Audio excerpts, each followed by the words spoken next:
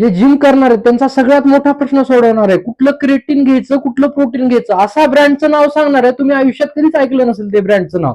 त्याआधी मी एक गोष्ट सांगतो, त्या गोष्ट ऐका फक्त लक्षपूर्वक. एका आपल्यासारख्याच मुलाला खोकला झालेला असतो, खूप मोठा खोकला झालेला असतो, आणि तो पोलीस स्टेशन मध्ये फोन करतो की असं असं मला खोकला झालेला आहे. ते पोलीस स्टेशन वाला म्हणतो की बाबा आम्हाला कशाला फोन करतोय, मग तो डबल फोन लावतो आणि म्हणतो की अग्निशामक दलात फोन लावतो नंतर. मग ते म्हणतो की आम्हाला का फोन केलेला आहे. मग मला एक लक्षात ठेवा, जर आपल्याला आजार खोकला झाला असेल तर आपल्याला कुठे जावं लागेल, दवाखान्यात जावं लागेल. मग आता दुसरी एक गोष्ट सांगतो तुम्हाला. आता एक सहज एक रॅन्डम मुलगा भेटला मला आणि तो म्हणाला की मी मल्टीव्हिटॅमिनच्या गोळ्या घेत आहे. मी म्हणलं चांगली गोष्ट आहे, गोळ्या घेत आहेस तर.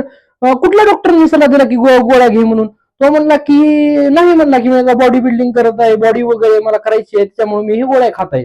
मग मला विचार आला की बाबा याला व्हिटॅमिनची कमी आहे हे कसं कळालं. शरीरात स्वतः तर जाऊन नाही बघितलं की अरे बापरे, आपल्या शरीरामध्ये ह्या ह्या व्हिटॅमिनची कमी आहे, आपण मल्टीव्हिटॅमिनच्या गोळ्या घेतल्या पाहिजेत.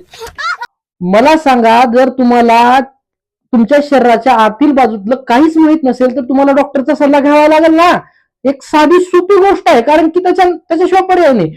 आणि तुम्हाला ब्लड टेस्ट वगैरे करावं लागेल. ब्लड टेस्ट कसं करणार तुम्ही स्वतः? काय बोलणार, तुम्हाला तिथे डॉक्टरांकडे जावं लागेल, तर ते प्रिस्क्रिप्शन देतील, मग त्याच्यानंतर तुम्हाला लॅबमध्ये जाऊन ते टेस्ट करावं लागेल.